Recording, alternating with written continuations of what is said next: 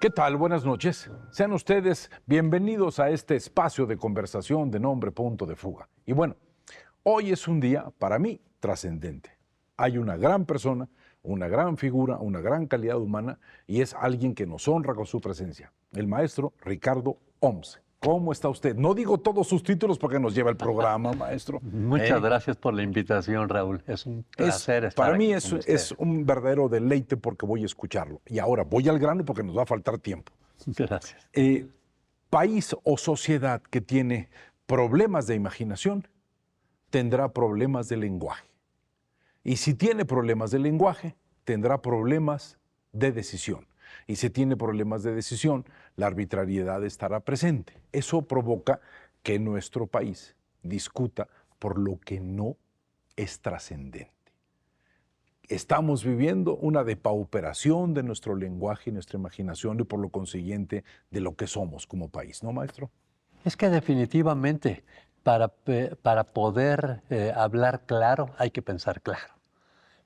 Y creo que el contexto de lo que vivimos hoy no es posible comprenderlo, ya no siquiera entenderlo, Comprenderlo, comprenderlo sí. si antes no entendemos nuestra idiosincrasia. Porque yo pienso que los grandes cambios sociales no se dan en corto plazo, son a veces generacionales. Y esto nos lleva a tratar de entender qué hay detrás en el inconsciente colectivo, qué sentimos. Por eso pues hay una larga tradición en este país de análisis de la mexicanidad y de la idiosincrasia, ¿no? Uno de los escritos que a mí más me conmueven es Piedra de Sol de Octavio Paz, que a través de la poesía toca de una manera refulgente esto, maestro. Ahora, una pregunta. Sí.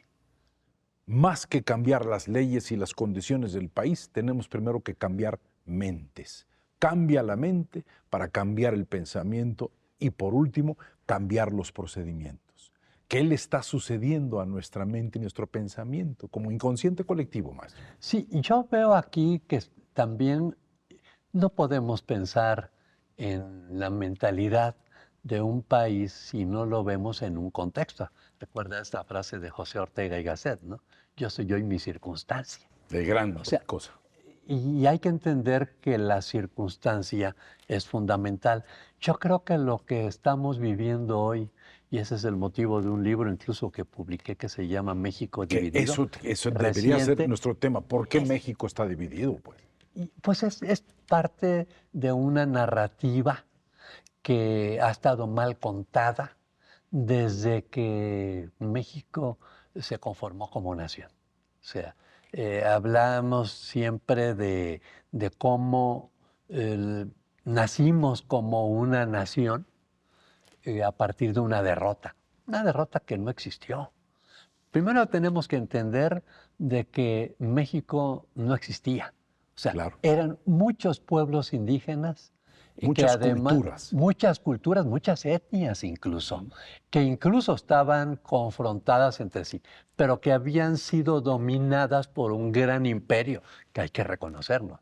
Simplemente pensar en Tenochtitlán era una ciudad que en su momento, en los años 1500, rivalizaba en tamaño antes de la conquista con las grandes capitales europeas como París, en número de El población, número de en población. urbanismo, en cultura, en Inclusive estructura. en la ciencia misma. Bueno, es ¿Eh? que, a ver, mientras allá estaban atorados con problemas en que hasta morales para entender la astronomía, por ejemplo, aquí en este territorio ya se conocían. Se eh, desarrollaba sin el sí, problema del del teocentrismo europeo teocentrismo, que acababa con todo. exactamente. Entonces, era una gran ciudad, pero no pudo ser conquistada por 850 españoles con 15 caballos y 16 cañones, que es lo que nos han dicho desde entonces y con gran crueldad. No existió eso. La realidad es que la narrativa ha sido favorable a la manipulación política Claro. desde que México se constituyó como una nación y desde que hicimos la independencia. Lo que hubo que fue pues una rebelión, como mencionas, de todos los pueblos sojuzgados por el Claro. imperio azteca o imperio mexica, al grado de que Hernán Cortés, en la segunda carta de relación Grandes documentos, maestro. al rey Carlos I de España, le dice que él pudo lograr tomar Tenochtitlán y derrotar al imperio mexica a partir del apoyo de 136,000 guerreros, entre tlaxcaltecas, totonacas que venían desde Zempoala, Veracruz, cholultecas y de Cholula, o sea, y todas las etnias que se rebelaron contra el imperio. Cargados de resentimiento. Cargados de Que resentimiento. ese es un sentimiento que no ha desaparecido en nuestra sociedad. Sí, efectivamente. Y entonces aquí cuando entendemos esto decimos, ¿y por qué siempre andamos con el ánimo de derrotados? ¿Por qué este país es tan desconfiado? Pues es desconfiado porque es la sensación que tiene la persona vulnerable que piensa que por ya desde Que su alguien fue destino culpable de esto. y que hay un culpable porque porque hubo una invasión extranjera hace 500 años que destrozó a toda una cultura. Yo diría, no, ¿cuál destrozó? Realmente este territorio tenía muchas culturas, era pluricultural. Yo diría que había una gran civilización indígena que se fusionó con la europea. El gran mestizaje. La y- América como conciencia que hablaba un señor que se llamó Leopoldo Sea. Sí, ¿Eh? por supuesto. Pero déjeme preguntarle una cosa, mi querido maestro. Con esa visión del gran invasor entra la autocompasividad. Así es. Fui víctima. Muy bien. La victimización. Es que esa palabra que somos mencionaste es víctimas y importante. aparece siempre el líder que dice, yo te voy a salvar, te voy a proteger. Te voy a reivindicar. Ha sido la característica de nuestro manejo político, una política muy elemental.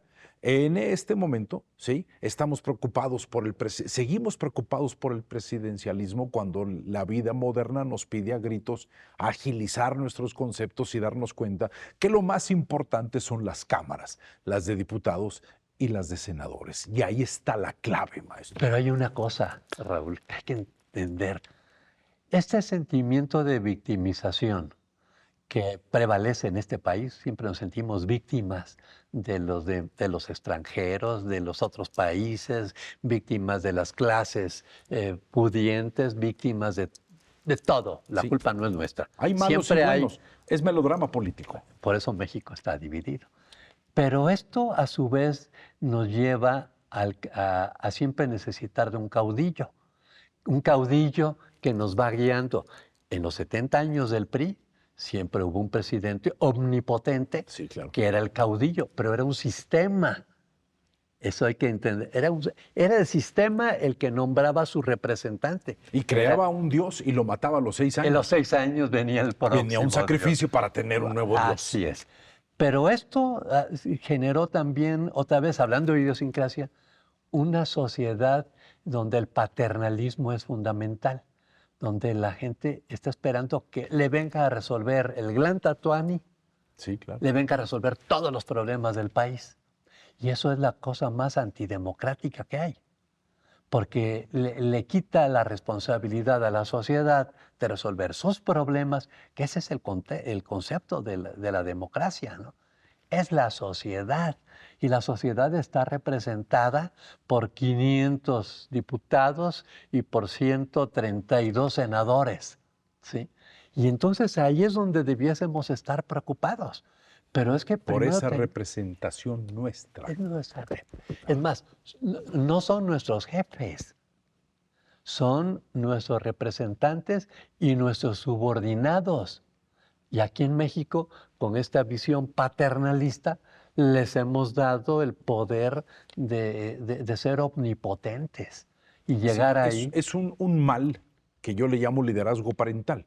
O sea, comportarte como si fueras el padre de una sociedad, no simplemente un hombre que tiene que servir a una sociedad, son la confusión de los problemas de liderazgo.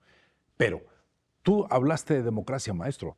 La democracia es persuadir y dejarse persuadir. Es algo que se persuade a través del razonamiento y de la palabra. Es la interacción. Pero para que haya democracia se necesita educación. ¿No hemos depauperado nuestros valores educativos? Es que, mira, por una parte, siempre Y por eso creo que los problemas vienen de mucho atrás, pero hoy se han exacerbado.